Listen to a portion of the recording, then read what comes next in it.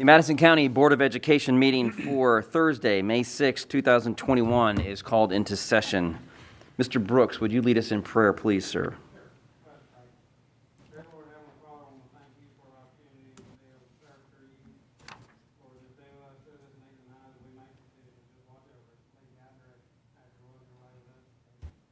Amen. I recommend approval of the agenda dated May 6, 2021. Motion. Second. I have a motion and a second for the recommendation of for the agenda dated May 6, 2021. Any discussion or comments? If there are none, all those in favor say aye. Aye. Aye. Aye. We're pretty packed here today. And I think it's because of a special occasion on a group of special young ladies and coaches who've done an amazing thing throughout this year and for the last 4 years. And we have with us the Hazel Green girls basketball team, and they've set a record of winning 4 straight state championships. And so we wanted to bring them in and recognize them for this great accomplishment. And I had an opportunity to look at their, just some of the things that they accomplished, their bio. And one of the things that stuck out at me was their grade point average as a team is 3.6. That is extremely, extremely high, which lets me know and lets everyone know that they not only took basketball to the highest level, but they took their academics to the highest level as well. And I want to just congratulate you ladies on a job well done. Congratulate their coaches for working, with these young ladies, and Dr. Hedden as well. And so we want to just take this opportunity to recognize you all on your accomplishments. We appreciate you all. You made Hazel Green look exceptionally good as usual, as well as Madison County. So we just want to take an opportunity just to recognize you. We have actually a resolution that we would like to read. Mr. Weiss, do you have that resolution? I do. So you're all right in the front row. Yep, they're right all there right. in front. Okay, good. Whereas the Hazel Green High School Lady Trojans basketball team won a hard-fought victory over a tough Carver Montgomery team with a final score of 49-41 to win their 4th consecutive state championship on March 3rd, 2021. And whereas this outstanding accomplishment culminates an impressive season record of 36-1. And whereas team members are Sydney Stewart, Aja Drake, Malaya Babson, Jaden Toney, Kennedy Johnson, Hannah Grace Rooks, Leigh Brooks, Kyra Long, Sevian Crutcher, Samia Steele, Morgan Williams, and Grace Watson. And whereas the Madison County School System would like to recognize Samia Steele as state tournament MVP and Grace Watson, Samia Steele, and Kyra Long as state finals all-tournament. Ladies, where are you? Raise your hand. Congratulations. Well done. And whereas this is the first girls basketball team in Madison County history and Alabama High School Athletic Association 6A or 7A history to win 4 consecutive state championships. And whereas the Lady Trojans have a history of success over the past 7 years that warrants recognition. Over the past 6 years, the Lady Trojans' overall record is 238-20. Their home record is 125-3. They have won 30 or more games each year for 6 seasons. They have appeared in 7 state finals and hold 7 regional titles. In addition to 4 state championships, they have been the state runner-up 1 year. During those 7 years, 10 team members maintained a 4.0 GPA or higher.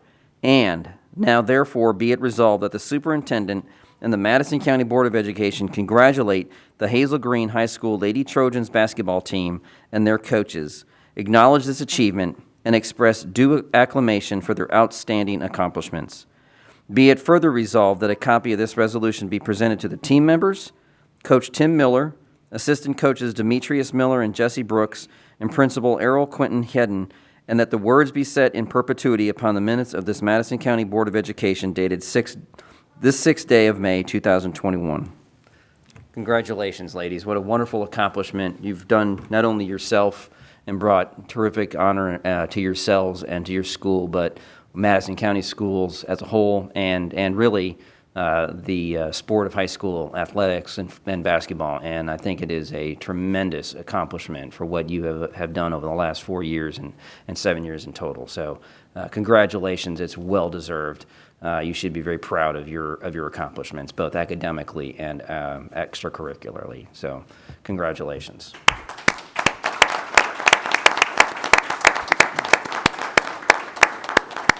So we want to take some pictures. Coaches, if you all will come down, we actually have some certificates for each one of the girls and the coaches. So Coach Miller, if you and your staff want to come on down. Dr. Hedden, well, you're going to take pictures. Is that what, we get somebody else to take a picture so you can get in this picture too.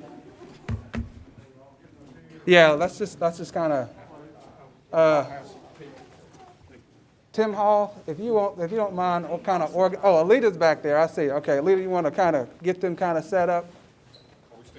Yeah, we're going to stay, let's just stay in the back. Well, you know what? I may have to stand on a chair. No. I'm going to have to slide. I'm going to have to stand on the chair. We have to find, like, places strategically placed so that, you know. Your window. That's right. Hello.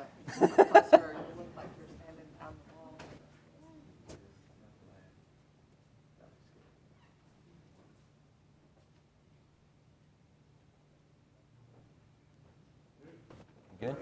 I like the shirts you're all wearing. Turn around so everybody can see that they haven't seen it. What the back of the shirt says: not 1, but 2, but 3, but 4. So I think that's pretty awesome. Congratulations. Yeah, congratulations to all of you. Yes, sir. Congratulations, Coach.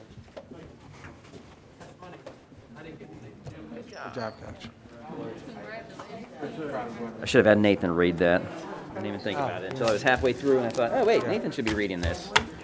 So next year, Nathan, you can read this. I thought about it halfway through. I thought Nathan ought to be reading this. We'll be here again. Yeah, so he can read it next year. All right. Yeah, we need a motion. I need a motion and a second to adopt the resolution. Motion. Second. I have a motion and a second to adopt the resolution honoring the Hazel Green High School girls basketball team as champions for 2021. Any other discussion? I don't think so. All those in favor say aye. Aye. Aye. Congratulations again, Nathan, and to the Hazel Green High School basketball team, ladies basketball team. Great accomplishment. All right. With a request to address the Right. Okay, so we've had several requests, several individuals in the community request to address the board. And so we have 3 people that I know of. Mrs. Deanna Anna Davis. Mrs. Davis? Okay. Miss Moore, Amber Dawn Moore. No, that's pulled. Okay, so she's not here tonight? Okay. Ms. Beth Jordan? Beth Jordan? She's not either. She's, Okay, so- that's pulled too. So just Miss Davis? It's, And Bailey McNeese. And Okay. Ms. Davis. So we'll do Ms. Davis first, and then Bailey. Is Bailey here, right there? Okay, all right. Yes, it's the microphone right over here. Correct. So I have a little bit of a thing I need to read to you for just a few seconds, so if you would bear with me, and you'd be more than happy to, you can take your mask down when you speak so that everybody can hear what you have to say. Your comments will be limited to 3 minutes. In the event you wish to address the board on an issue involving the general reputation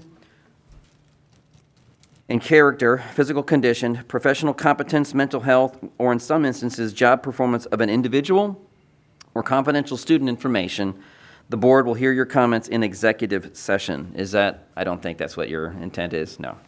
If you are unsure, you can speak to our attorney right there. So let me get my handy dandy little timer here started, Okay, hold on.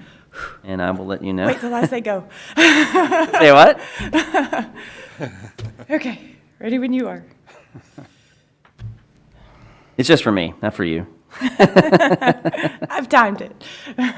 Okay, you can begin. Okay. My name is Anna Davis, and I have 4 children in the Madison County schools. They range from elementary to high school, ACE to special ed.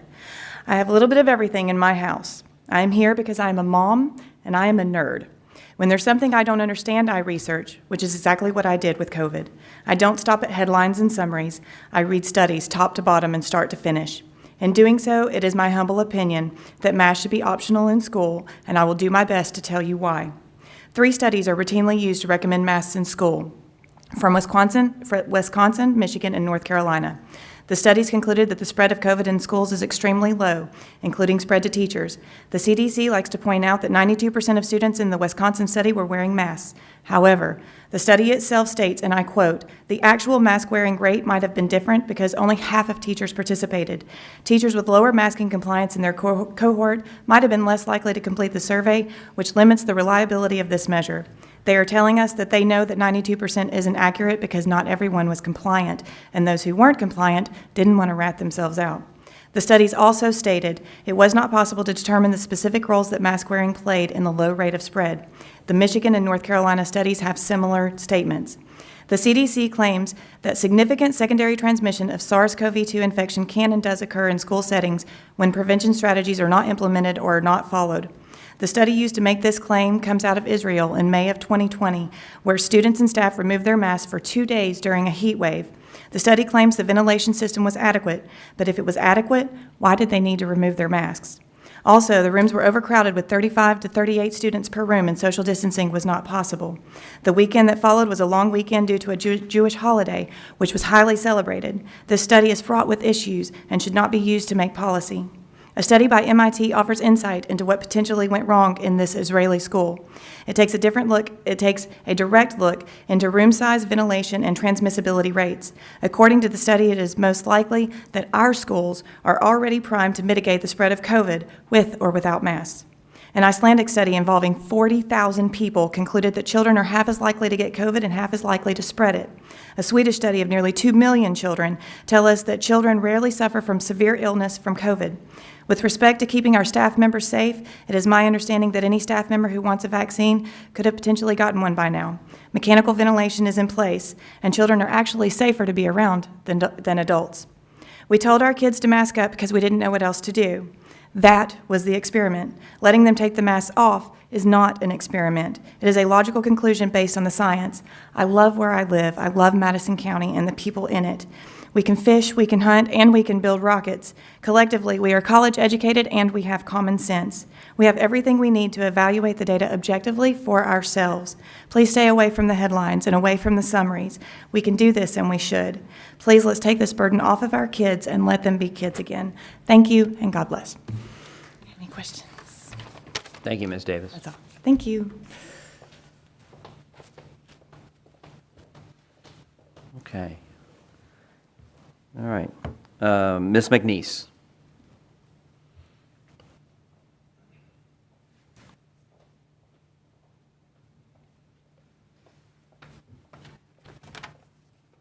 And if you, yeah. Thank you. And let me go ahead and get this. You'll have 3 minutes like the previous speaker did. Okay. Go ahead. All right. Good evening. My name is Bailey Mcneese. I am currently the mother to an 11-year-old at Riverton Intermediate School. A little bit about me. I am a registered nurse. I have worked in the ER for 8 years. I have been on the front lines of COVID-19 since day one. I have seen this pandemic while carrying my second pregnancy. I have seen and I have educated and I am aware of the reality of the effects COVID-19 has had on our community. Tonight, I'm here to discuss in front of our elected officials how the duties you have selected to uphold through your mission statement are not being upheld by mandating masks on our children. The duties that you have selected through your mission statement are transparency, equity, readiness, and advocacy. Transparency. Let's be transparent about the facts of COVID-19. Studies show children do not contribute to the spread of COVID-19. According to the CDC, children make up less than 10% of all the cases in the United States. Children pose no threat to teachers now that teachers are able to receive the vaccine. According to the World Health Organization, wearing a mask may limit the exposure and spread of the virus. There have only been 2 studies done about the negative physical effects these masks may have, and both studies concluded that if a mask is not worn properly, it cannot possibly be effective, and I don't see how these children can possibly effectively wear a mask. If we're being transparent, we do not have enough sufficient data to prove the opinion that masks are effective to prevent COVID-19. Nor do we have enough sufficient data to prove these masks are not having negative and harmful effects on our children. Equity. How is asking these children to wear a mask equitable to their education? How are we able to provide equitable education to all children when we are doing everything to hinder what they need to learn? How is it equitable to the child with asthma or respiratory illness? How is it equitable to the child with autism? How is it equitable to the child with learning disabilities, with speech disabilities, with hearing disabilities? How is it equitable to the child who's struggling academically? Readiness. According to an article from Healthline, masks contribute to removing children from normal social, physical, and educational interactions. Another study from NYU states that children need behavioral activation for over 400 days now. These children have been removed from normal behavioral activation. Multiple studies show that without normal social, physical, and educational interactions, children will suffer. They will suffer from sleep problems, eating disorders, aggressive behavior, drops in grades, and begin to withdraw from their family. How can we I promise, I'm almost done. How can we possibly say you are preparing these children to be ready to go into this world when we're denying and inhibiting them from the skills they need to properly do so? Advocacy, last but not least. How are we advocating for the children who have no voice in the matter? Children have been asked to give up more than any adult during this pandemic. They have sacrificed more milestones that they will only get once because they are being told what to do. They are the most important. We need to listen. If you were to ask a child, they will say these masks are uncomfortable. They are a distraction in the classroom. The masks make it hard to hear and to speak. These masks take away their sense of normalcy. This mask makes it hard to socialize, and it makes them feel lonely. We have asked developing children to carry an adult burden, and we are not advocating for them, and we are not listening to how they feel. This is your mission statement. I want to point out that nowhere in the statement does it say you can make medical decisions for these children. This has been, always will be the responsibility of the parent. Making a decision to wear a mask should be the decision of the parent.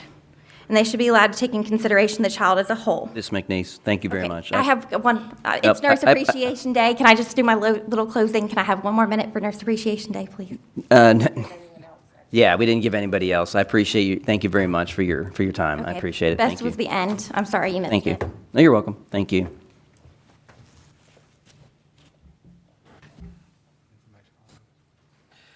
Go ahead. Informational items.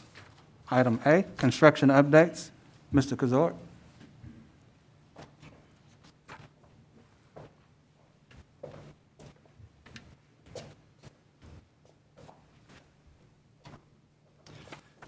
Good afternoon, Board.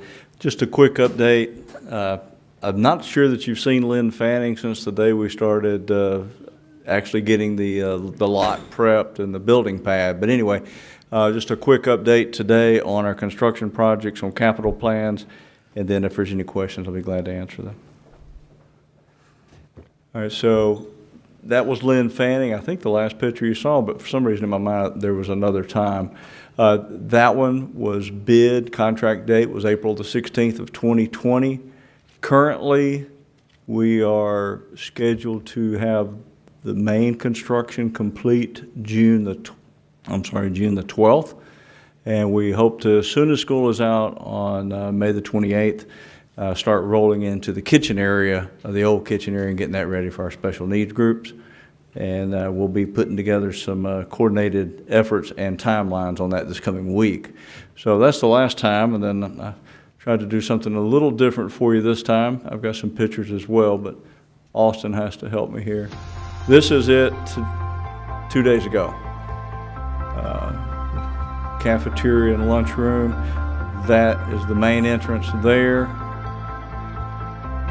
Just to give you a little exterior view, all the rooftop units, all the roofing is complete, exterior with the exception of the awnings and gutters. They just fired up all of the mechanical units last week. Everything's working properly. And I think it's the 17th of this month, we're starting all of the kitchen appliances up. So we're coming right along. Yesterday, I'm losing my days. 2 days ago, we had an above ceiling inspection there. Everything passed. We started just in the kitchen and the dining area. The fans were not in, ready to install in the cafeteria area, so in the eating area. So everything else is passed above ceiling currently. Here's some of the bright colors. Elementary. I don't even think the pictures show the colors as well as they do. A lot of purple, a lot of yellow, some blue. But we are currently setting, I would say, 75% complete. And I think by the 28th of the month, they'll be probably 95. The only thing that's holding us up right now, as we all know, with COVID and material delays, construction, that type of thing, we're still questioning the awnings, but that will not stop us from moving on or being available to get a certificate of occupancy or starting school next year if there are any delays there, okay? That's the kitchen and the dining area, or the kitchen and the serving area, a lot of the appliances. They're all getting set as we speak as well. So, Mr. Kazor, Yes. I know you guys are working as fast as you can. You're pretty confident that the renovation to the current lunchroom is going to be complete with classrooms before school starts? Pretty confident in that? At this time, yes, I am. Okay. Yes, I am. That's going to take a coordinated effort. I know that the CMP staff, they typically need a couple of days to wrap up the end of their year. I'll be talking with Barbara and seeing if we can maybe start that a day early, or at least take their computers registers to another area so we can start the heavy demo. But at this time, we feel very confident. Everybody's geared up and materials are there, so we're ready. Because No, that's under contract. It is part of their contract with Consolidated Construction. Yes, ma'am. those classrooms are going to be used immediately, correct? Yes, the eventual other area there will be used for this coming school year. Yeah. Yes. Okay. Sure will. And I'm more excited. I know they need the classroom space, but having that special needs area where they have restrooms and sinks and changing tables for the special needs, that's going to be very exciting for them. Just an update on other capital projects. Of course, you guys had voted for the capital plan and how we were proceeding on.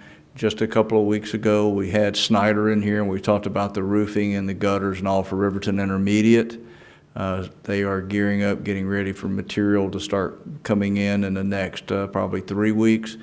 They've got scheduled right now 2 10-hour shifts per day all summer to get that roof, gutters, downspouts, freezer, cooler into Riverton so that we'll be ready for school. There'll be no mechanical upgrades to Riverton this year, just due to the timing and what's going on. That will be more of the summer of 2022. And of course, that stuff will be coming back here in front of you here at the board. Buckhorn High School, we're looking at the partial roofing and mechanical upgrades. What I call boots on the ground. The engineers have been out, the architects are out, they're looking and putting together proposals so that we can bring that back and make sure our estimates and our capital budgets fit all of that. There again, I'm not sure how much, if any of that will be the summer of 2021, but it is boots on the ground right now. Madison County Elementary, the same. That's the partial roofing around the old gym area. Walnut Grove, partial roofing in the needed areas. Riverton Elementary School, the shingled roof, I'm hoping we can get that this summer. That's a more simple project. Sparkman High School, Madison County High School, the chiller replacements. Most likely that will happen the summer of 2021. I'm waiting on some numbers to come back. They've started advertisement for Sparkman High School for bids next week. Sparkman Middle School, upgrades for mechanical, and they've been out on site there doing their evaluation as well.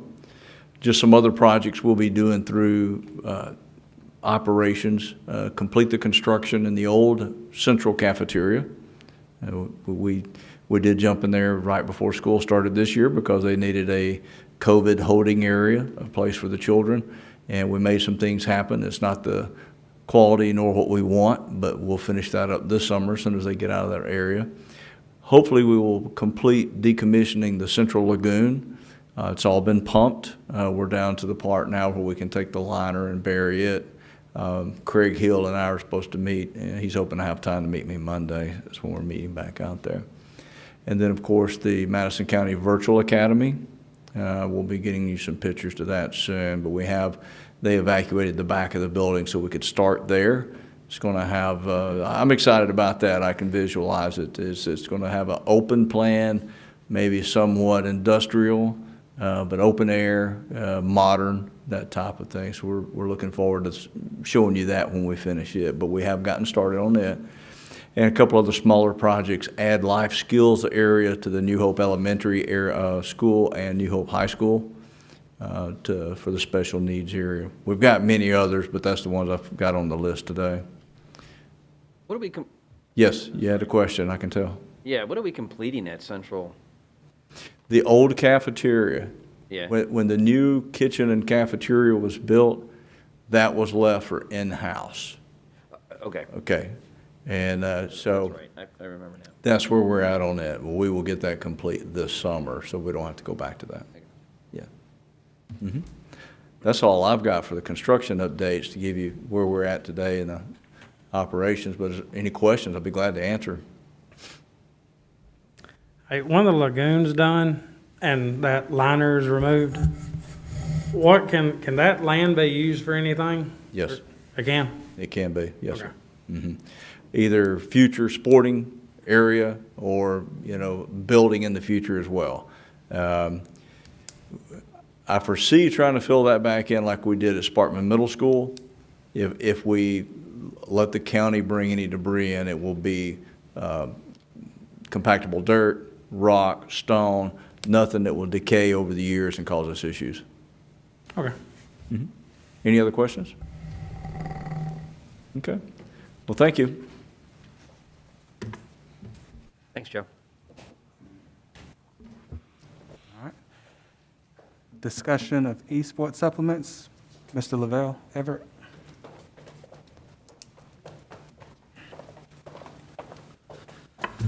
Good evening. How's everybody doing this afternoon? So we're going to talk about discussion about esports and potentially supplements. And I guess what I wanted to give you guys just an overview of what esports actually is. So we're going to watch just a short clip, and it'll give you an idea of what it's about. Honestly, it was really surreal. The moment just shocked me. I was like, oh my God, we're playing for state title. I felt really nervous because I knew all the other team and I knew they were pretty good. We shouldn't have made it to the state finals, but we did because we played as a team. I was a little nervous coming into it because I've heard that this team that we faced was really good, and they did take a game off us. But ultimately, when we finally actually did win, I feel accomplished. It feels great. It's great to be a part of something for this high school. I'm just really proud of these guys. It felt really good when we went to state championship because I knew all my hard work had paid off, and you see, we won. This plaque means that all of our work that we put in for preseason, the beginnings of the season, and all the way to this point, this was our achievement. This is our goal. This was what we wanted, and we got it.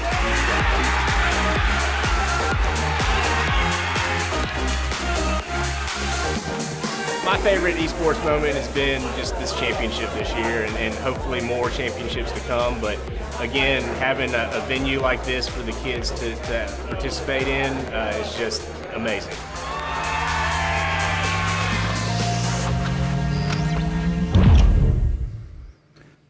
So in the next clip, it's going to be just some things that'll kind of explain why schools, why we should have esports in some of our schools. And right now we have Sparkman High School has an esports team. There's a fall league and there's a spring league. And within those leagues, there are two different sections. There's called a Rocket League and a League of Legends. So it's the type of gaming that they do. And right now there's 94 teams in the state that are in the Rocket League, and there's 71 teams in the League of Legends. So it just kind of gives you some information about the participation. It gets a lot of different students involved as they get more involved in esports. It encourages students that may not otherwise be in any other extracurricular activity. Next slide. Thank you. It's quite a few students across the country that are involved in esports. It's really taking fire in Alabama because of so many teams that are involved in esports. Go ahead, Austin, to the next. One of the things I really want to show you is about the STEM engagement. Their STEM-related skills are crucial to the esports athletes. Deep engagement with computer technology, statistical analysis for scouting, and strategizing pre-match and mid-match. They have to make changes as they go. It also fosters conceptual thinking, teamwork, sportsmanship, all the things that we all need to be successful. All right, Austin. There are, and this is what I thought was interesting too, there's quite a few scholarships, colleges giving scholarships for esports athletes as they compete, and they can qualify for scholarships. And that's just a few, and you click on that link and there's tons of colleges. There's I think Georgia Southern is one of the closer ones in our area, but there are opportunities for students to go to college and get scholarship money for that. So, Austin, next slide, please. The next clip, next slide. So, as far as the supplement, just a proposal, something to think about. The proposal is to include a supplement in the high school supplement list for our esports coaches. The rationale would be while esports it's governed by the HSAA and they do compete for state championships. Esports has a fall and a spring season, like I mentioned. Sponsors are required to do some of the same things that our other athletic coaches do as far as Dragonfly, where they have to have a team, do an account. They have to complete eligibility documentation just as a football or baseball or basketball or tennis coach has to do. So for those requirements to have a team, they have to submit it for eligibility. They schedule matches on Dragonfly, and they create those rosters for competitive participation. So what you see is these, for now, for what's been going on is in our system is these sponsors or coaches have been doing this without any compensation. So when you look at some of the things they have to do, we feel like we would like to request the board to consider this a supplement to add to our supplement schedule. And there's some proposed supplemental options.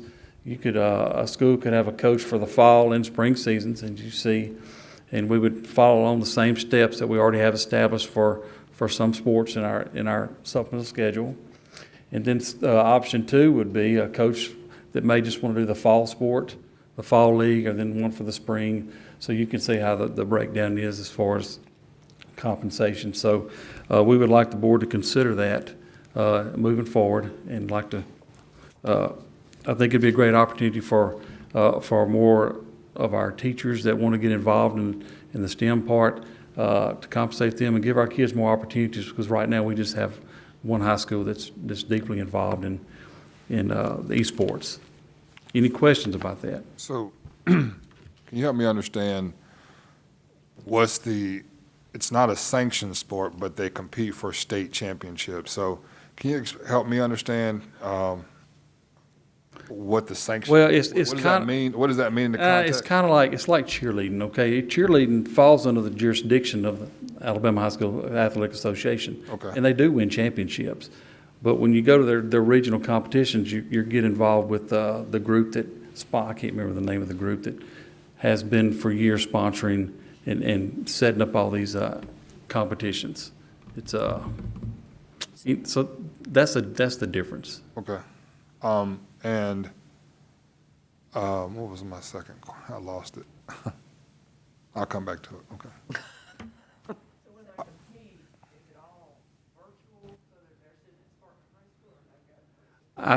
They go to different schools and they set up where they compete. And now this year it may have been different. I've not been to a competition this year. We have had some of the high schools in our area that have won the championship. Some of the I think Bob Jones' team, but when they go for their championships, they do go to a location, as you kind of saw on the video. So there's like a software package, and there's a requirement, computer requirements. Where does that investment come from to build that system out for this it'd be just like any school that starts up an athletic program. Okay. They would be self-funded. Gotcha. Yeah. I was gonna say, I'm assuming there's booster organizations that You would, just like you- there I would would be for imagine football booster band just and like everything else. everything else. Yes, sir. So currently, we only have one team, and that's at Sparkman. Right. correct? Okay. And, Okay. So not now, but at some point, I'd like to see what this looks like in relationship to our other supplements, partly because as much as I respect what we're trying to do here, if I'm not mistaken, just about all our other sporting events have fields and equipment and things that have to be maintained by the coaches and that sort of thing, and this does not have that, am I correct? not as far as the field. Right. You're correct. I mean, other There's than, not- other I than assume the most of manual. these gaming systems belong to the kids who game on them. So I think that's probably correct, but I think there are things that each team would, or a program would start to purchase for them.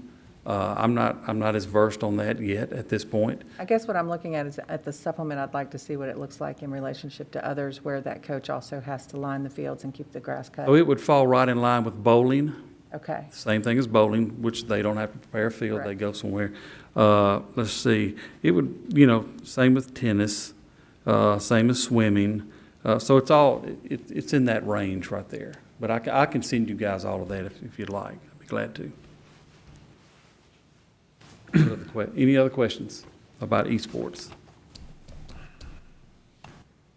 Have you heard any other interest from our other high schools? Is it something that, I think the thing that's held up some is there's no supplement to compensate the extra time that an employee would, give of their time to work with these kids and those kind of things. So, something, the equitable piece of it, I think that's kind of held up some. okay. Anyone? Okay. Item C. Okay, discussion of Alabama High School Athletic Association's girls flag football, which became a sanctioned sport. So I've got some things to talk about to show you guys. It's very new for everyone. We were at the principals and AD conference on April the 6th when we were told that girls flag football would be a sanctioned sport beginning next fall. And they want to compete for state championship at the Super 7. And they didn't know at the time, don't know how many teams as far as how it's going to work out with playoffs, those kind of things, but they have a plan. And so we'll look at some of the what they've put together as far as the developmental plan for flag football. I think I can control this one. So this is basically the introduction. It's in conjunction with the National Federation, also the Atlanta Falcons NFL team. It's a sponsor, a big sponsor of female flag football. The state of Georgia's done it for several years now. The Falcons were behind that. They're also behind funding some grants for teams that start up in the state of Alabama. And you'll see there's a process that goes through that. So there's your rules. I'm going to pull that up because I cannot see that at all.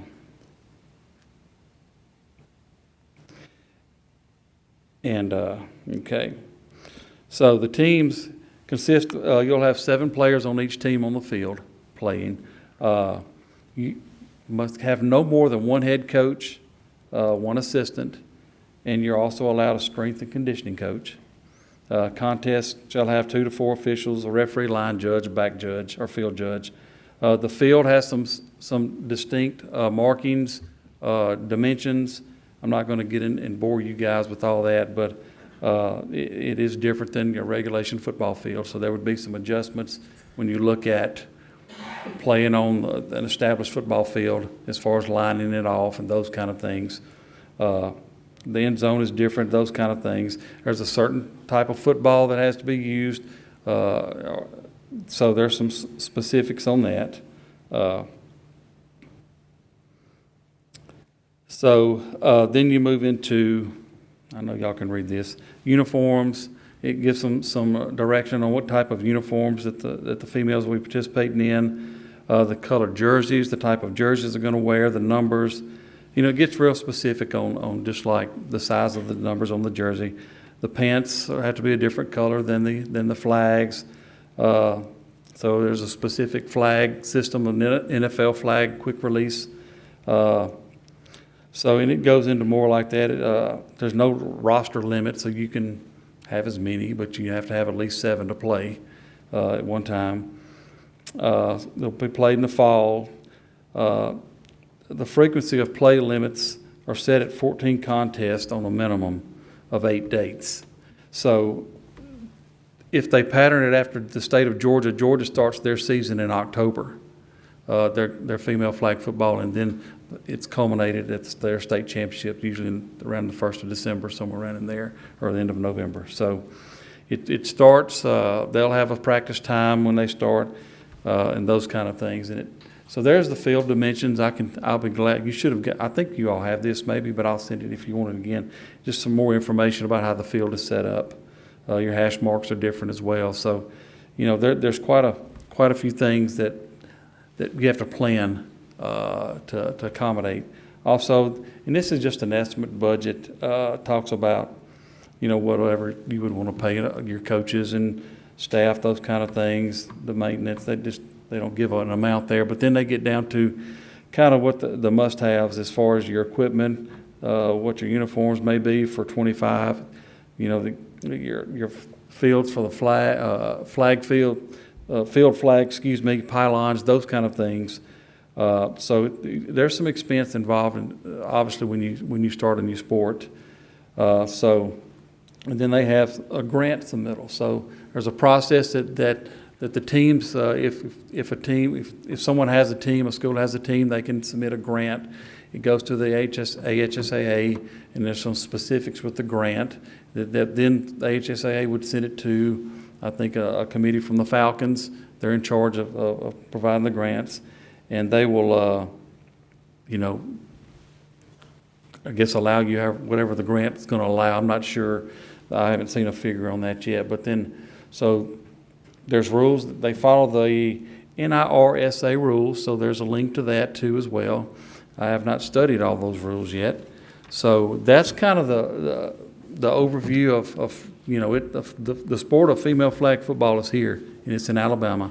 And right now, we do have one team, I think or one school that has committed and has the information or the interest from the females that's something that they're gonna try and pilot for next year.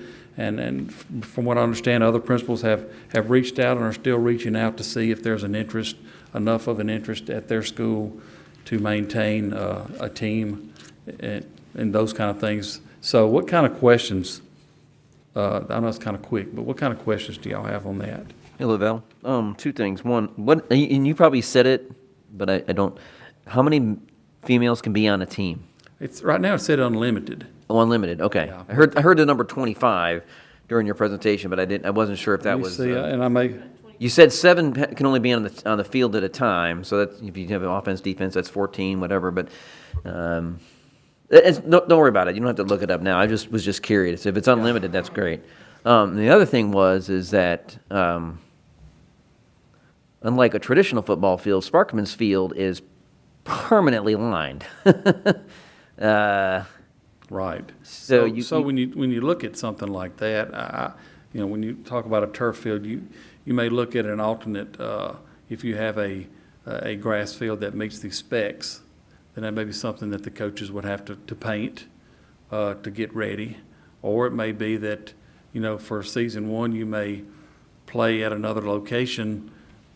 Just trying to think about all the things because you can't just go over and paint on a brand new turf field. Nope. Yeah, you can't even put chalk lines down on right, it. Right. You might. So, if you have a grass, I know that there is a grass field over at Sparkman. I'm not sure how big it is, but so some of those things, logistics are the big thing that you have to look at if you're going to start up a program like this.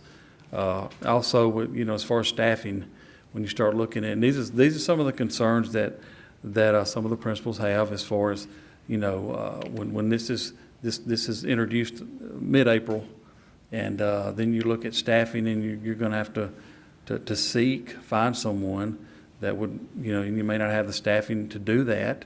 It may have to be somebody that's existing. So there's a lot of factors that when, the timing of this, can make it difficult for some schools that may not have the numbers or may not have the staff to do this when you're looking at a head coach and an assistant.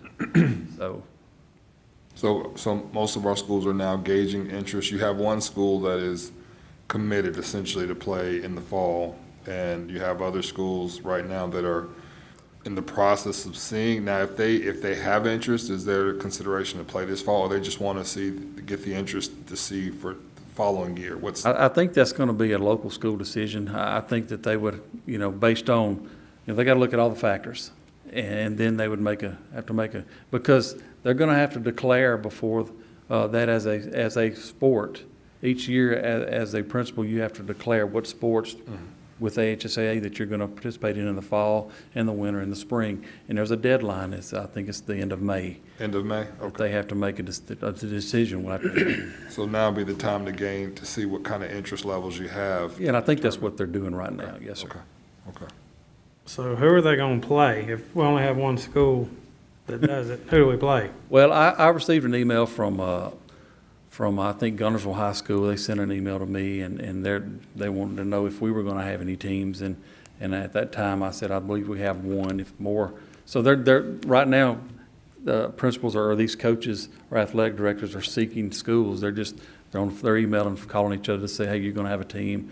If you can, can we schedule a game? So it's just kind of right now it's kind of off the cuff is what's going on right now. So the season is in October. Yes, I haven't seen the exact start date, but if it's everything they're doing has mirrored Georgia and Florida, and theirs begins around October, and they practice for about 2 weeks before, something like that, or 3 weeks before, and then they'll start their season. When does regular football run? We started in August. August to August. December. That's what I'm saying. So, like field usage and stuff, same field, different paint. I'm just saying. I mean, listen. Somebody's got to think. Yeah, I got what you're saying. Yeah, as far as having to share a football field and then remark, and if you've ever been around football coaches, I love them.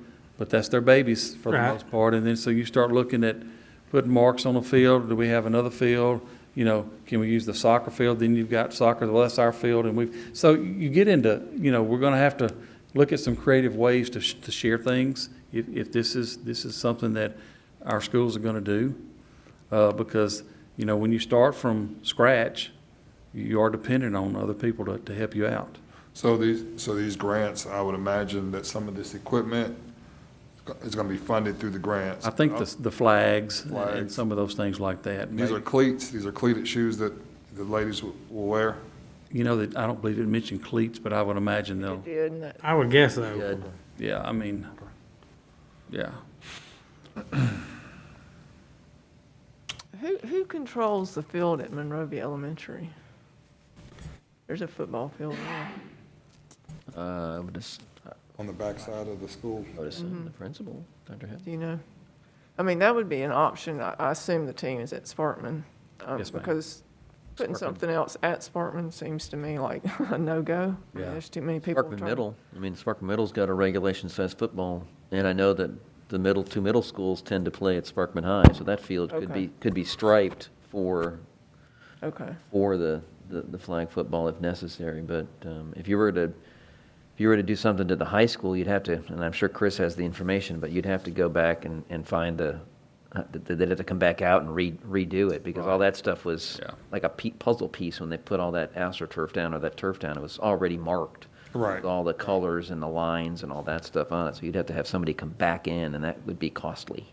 So I think that, like you said, you're going to work within your family principals in your family of schools in your areas that would make this happen. If you have a field like you said, Monrovia Elementary, you're right, would be a great. But that the principals need to get together and talk about those things and work things out that way. Yeah, I think it's an excellent opportunity for young ladies. I think you're going to have interest across all our high schools. Right. I know some coaches may not appreciate that, because I know some of the athletes like to, do multi-sport, and so it's one more sport. And this may give an opportunity for some females that have not played any sports. Absolutely. Get them out there and get them active.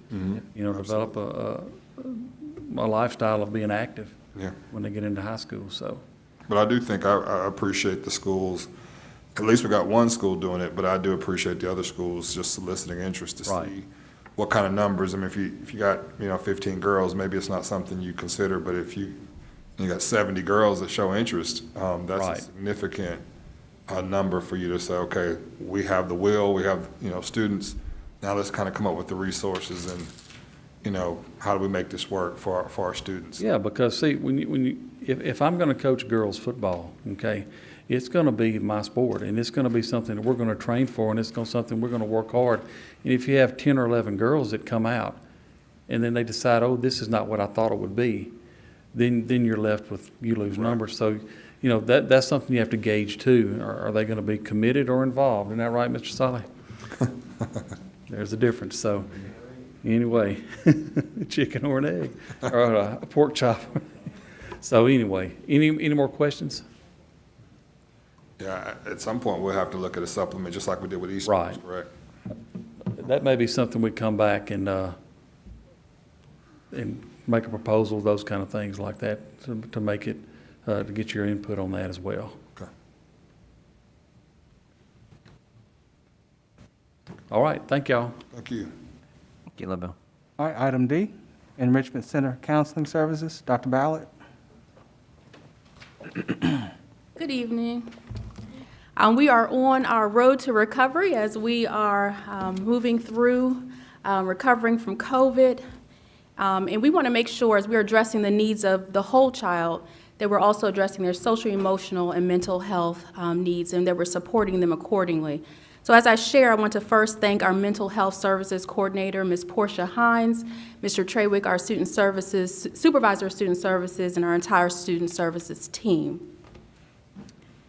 We have an outstanding partnership with Wellstone.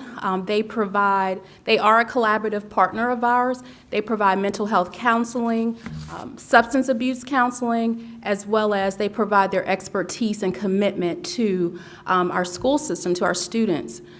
I want to share with you the total number of students served from the school year of 2018-19. Wellstone served 725 of our students. Last school year, 2019-2020, they served 896. And when we closed school in the spring and transitioned to remote learning, they continued their services, if they could, virtually. And this school year, thus far, since the end of April, they have served 1,707 of our students. I want to give you a snapshot of our monthly report. We do meet with them very frequently, monthly. During the month of April this year, they serviced 569 of our students at 16 different schools. And again, like I mentioned earlier, that's 1,707 students this school year. However, from the start of the school year thus far, they've provided 14,277 sessions to our students. Well, we noticed a trend, and you saw that in our numbers from the past few school years, that there has been an increased need for additional services. From March 2021 to April, in 1 month's time, there were 73 referrals, so 73 more students needed services. However, at the same time, 115 of our students lost access to their school-based therapists due to some staffing challenges that they had at Wellstone or Nova. So that leaves currently 12 schools without a school-based therapist. Our proposed solution to this issue, because we're projecting that we're going to need more services even as we transition into the next school year, is to supplement our school-based therapy with an additional partnership. And that partnership will be with the Enrichment Center. They provide, just like Wellstone, the Nova Center, they provide professionally trained counselors. There's no cost to students, and what's different with the Enrichment Center, they do not bill insurance. There are no session limitations, and they also will provide crisis response for students and staff. should there be a crisis in one of our schools, and also professional development for our staff as our mental health awareness and education needs to continue. How will we implement this process? Well, the Enrichment Center has access to, or we could add 7 additional school-based therapists for on-site counseling. The cost of this is $26,600 per month, and that's for 10 months. And the proposed use of funding or funding source would be our ESSER funds. And we're looking at a 1-year agreement with them at this point. Placement of those 7 school-based therapists across the district will be determined based upon referrals and needs per school. And again, just like we do with Wellstone and the Nova Center, we will meet monthly with the Enrichment Center's leadership if we potentially partner with the Enrichment Center. And so this is how we would like to address that need through a new partnership with the Enrichment Center. Are there any questions? Remind me what ESSER is. ESSER, those are the funds that we received through CARES Act. Okay. And GEARS, so GEARS and ESSER funds. Any other questions? So they will be based at specific schools, or will they be able to float to different schools? Yes, this gives us the ability for them to float to different schools based upon caseloads and the needs expressed at the schools. So this gets us back to where we were or over where we are? This will provide additional, right now we have 12 schools without a school-based therapist. Some of our school-based therapists are able to, because of their caseloads, they're able to service more than one school. And so this will help remedy the deficits that we have right now with access for our students. It just gets us back to where we were. We've never been at this number, so this helps support, yes. Okay. Yes, it does. It helps support having the total number of services that we're projecting, total number of therapists needed to meet the service needs of our students. Okay. They provided virtual counseling as well for those students that are not in the classroom right now, for those that went remote this year? So Wellstone has provided that for us. What we have to provide, though, if the student has returned to school, we have to provide the appropriate quiet area for them to have those services, and there have been families and students who have taken advantage of the virtual counseling. Any other questions? All right, thank you. Well, what kind of, I guess if you could what kind of counseling services are they providing? Is it, crisis I mean, is it just a conversation type, or is it like specific instances, or what do you see the majority of the counseling services look like? Sure. So for our students to receive school-based therapy, they have to receive a referral, typically from one of our staff members or even a parent or a family member who's a guardian of the child. We have to have parent permission up to age 14. So any child older than that can request services on their own. It could vary. Some of the students may have personal issues in their household. Maybe the family there's been a death or a divorce or something of that nature that has created some sense of maybe a trauma to the child, things of that nature. They're there to support. Also, it could be maybe there's the family's just trying to figure out, is there something else going on here with my child and I just can't put my finger on it? Sometimes that is an option there. If there's ever an emergency, a death at a school, for instance, the Enrichment Center is prepared to arrive at the school that next morning or even that day to address crisis needs. So if a student that's under the age of 18 self-refers to a therapist in their school, does the school then go back to the parent and just advise the parent that the student has sought the therapist? So if the child is pre-K, for instance, or kindergarten through the age of 14, Correct. They cannot seek services unless the parent, signs off on them, agrees to that. Correct. The student then who's older than that is encouraged to communicate that information to their family. Okay. That is with the with the Nova Wellstone Center because they follow the medical standards. Okay. Any other questions? All right, thank you very much. Thanks, Thank Dr. you, Ballard. Allen. Administrative items. Item A, I recommend approval of the 2022-2023 school calendar as submitted.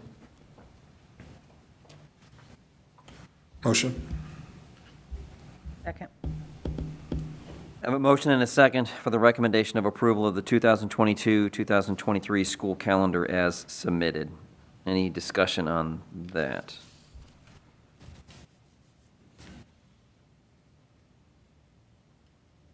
There is no other discussion. All those in favor, say aye. Aye. Aye. I recommend approval of the contracts for services as submitted. Motion. Second. I have a motion and a second for the recommendation of approval of contracts for services as submitted. Any questions? I think Karen, yeah, is Karen on the line? If anyone, I don't see her. But any questions or any concerns? There were a lot this time. Almost felt like I was looking through the bids. We have a ton for summer school. Do we know what our student count Yeah. is going to be? Well, we have enough, we will have enough personnel to serve 3,300 students. Each school right now is signing those up. So let's say that, it's Monrovia Elementary. If all of the kids who they can invite plan to attend, they would need 9 teachers, okay? So we're asking them to go ahead and do a contract to secure 9 teachers, because there may be kids signing up all the way till the first day of summer learning. But they know if they don't have students sign up, then that teacher just won't work. I mean, they will have a contract in place approved so that they can be paid to work, but if they don't need them, then they won't work. How do you, of the 6, say, who gets it and who doesn't? How is that decided? So as the principal is securing people to work the summer camp, they're basing it on teachers that have a record of being highly effective. So there's kind of a pecking order there, and some of it's based off of the age of the child. So let's say under that scenario, there's 50 students and 25 of those are in kindergarten or first grade. Well, they may tend to have more teachers that have that expertise or have shown expertise in moving students effectively in those grades rather than second and third. So, I mean, it's really a school by school, decision.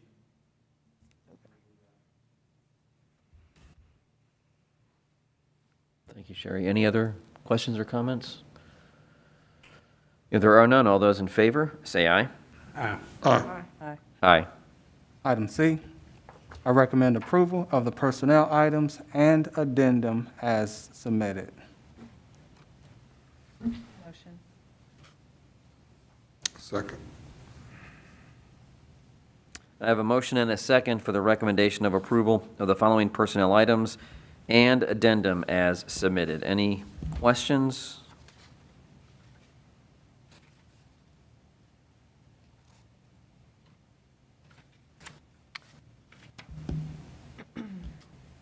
If there are none, all those in favor, say aye. Aye. Aye. Aye. Aye. I did want to just take a quick moment to congratulate Nikki Brodman, who will be the new IT director. I think she's going to do a fantastic job. As well, Sheila Jones, who was the principal at Hazel Green, has received a promotion to go to another district to be a director there. So we want to wish her the best. She was one of the longest standing elementary principals we've had in our district. So I thought it was only appropriate to congratulate her and know that she's going to do a fantastic job. And then as well, when you start thinking about longevity in education, Mr. Evans, Dan Evans, is retiring after 49 years of service. So when you start thinking about 49 years of service, you think about the number of lives and the number of children that have been impacted in a positive way. And we just want to thank him for his service and for what he's done within our district. He has done a tremendous job of serving Madison County schools at a high level. And Dan is not one of those individuals who will be sitting by and just kind of, riding off into the sunset. He is a worker, and I'm sure he has tons and tons of things that he is doing and will continue to do. So we want to just thank Mr. Evans for all that he's done and what he's meant to our district, and how he has done it at a level that placed kids first and looked to make sure that our students had everything that they needed to be successful. So thank you, Mr. Evans, for all you've done, and we appreciate your service. 49 years. Okay. All right. Item D. I recommend approval of the supplemental contracts and the discontinued contracts as submitted. Motion. Second. I have a motion and a second for the recommendation of approval of the supplemental contracts and discontinued contracts as submitted. Any questions or comments?